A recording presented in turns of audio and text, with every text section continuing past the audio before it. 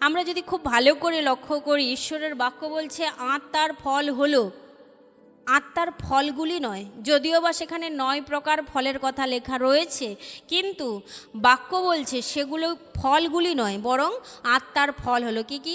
প্রেম, আনন্দ, শান্তি, দীর্ঘসহিষ্ণুতা, মাধুর্যতা, মঙ্গলভাব, বিশ্বস্ততা, ইন্দ্রিয় দমন এবং মৃদুতা, যা আমাদের থাকা খুবই ইম্পর্ট্যান্ট। অনেকে আমরা বলতে পারি হ্যাঁ আমার মধ্যে প্রেম আছে, আনন্দ আছে, শান্তি আছে, কিন্তু আমি নিজেকে কন্ট্রোল রাখতে পারি না। আমার আমার কোনো কিছু দেখলে আমি মুখের ওপর স্পষ্ট জবাব দিয়ে দিই। হ্যাঁ, অনেকে আমরা এটা নিয়ে বড়াই করতে পারি যে আমি মুখের ওপর স্পষ্ট জবাব দিয়ে দিই, কিন্তু স্পষ্ট কথা বলা ভালো, কিন্তু স্থান, কাল, পাত্র বিবেচনা করে বলা ভালো।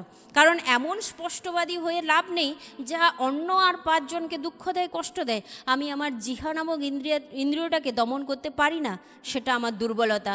আমি চার্চে গিয়ে তো খুব সুন্দর আরাধনা করি, অনেক সুন্দর করে চার্চে থাকা অন্যান্য ভাই বোনেদেরকে আমি সুন্দর করে প্রেজ দ্য লর্ড, হালেলুয়া বলি, কিন্তু আমি যখন বাড়িতে আসি তখন আমি এক অন্য আমি আমার পার্টনার, আমার স্ত্রী কিংবা আমার স্বামীর সঙ্গে খুবই রাব ব্যবহার করি। তখন যখন কথা কাটাকাটি লেগে আমি ধৈর্য হারিয়ে ফেলি, আমি নিয়ন্ত্রণে থাকি না, আমার কোনো নিয়ন্ত্রণ নেই, আমি তখন যা মুখে আসে তাই বলে ফেলি। কিন্তু পরবর্তীকালে আমি তার কাছে ক্ষমা চাই, কিন্তু কি হবে? ওই তো ভাঙা গ্লাসের মতো, পরে আর জোড়া লাগালে সেই দাগটা কিন্তু থেকে যাবে, ফাটলের দাগটা। জোড়া হয়তো লাগবে, জল কিন্তু ঝিরিঝিরি পড়তে থাকবে।